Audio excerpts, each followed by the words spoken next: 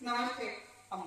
ఏమిటా నేను వస్తుంటే రమ్మకుంటే నన్ను చేస్తున్నావు. నేను రావడం ఇష్టం లేదా? ఎందుకు ఇష్టం లేదే ఈ పూట గతి లేక పక్కింటికి వెళ్ళి జొన్న తెచ్చుకొని గంజి వేసుకొని తాగి నువ్వు వచ్చేదాన్ని ఒక్కదానికి వచ్చింది ఆ గంజే పోసేదాన్ని చుట్టుపక్కల బంధువులు మేడతాళ మృదంగములు 10 మందిలో నా పరుగు పోతున్నాను నేను ఇస్తున్నాను తప్ప నీకు రావడం నాకు ఎందుకు ఇష్టం ఉండదమ్మా. నీ పరిస్థితి తెలిసి మా నాన్నగారు 5 ఏళ్ళ శాంతుడి ఓ మళ్ళీ 30 త్వరగా ఉంచారు. వచ్చిన మందికి వదిలిస్తుంది.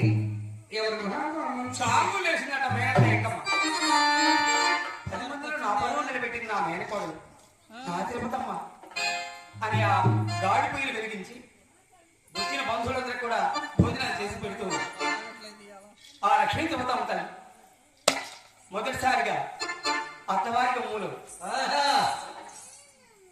ఈశాన్య భాగంలో జమ్మి కొమ్ము నాటి జన్ని కొమ్మును కట్టివేసి నట్టింటి చారదిచ్చి ఆ కుడిపాత వారి అత్తవారికి మూలం మోపి ఆ లక్ష్మీ తిరుపతమ్మ తల్లి వెంకటేశ్వర స్వామిని ధ్యానిస్తుంది మొదటిసారిగా అత్తవారికి ఎలాగండి అయ్యా శ్రీనివాస చిన్ననాటి నుండి నీ సేవ చేశాను స్వామి. మా అత్తవారికి రాలు పేదవాడు నీ చల్లగా చూడాలి స్వామి. శ్రీ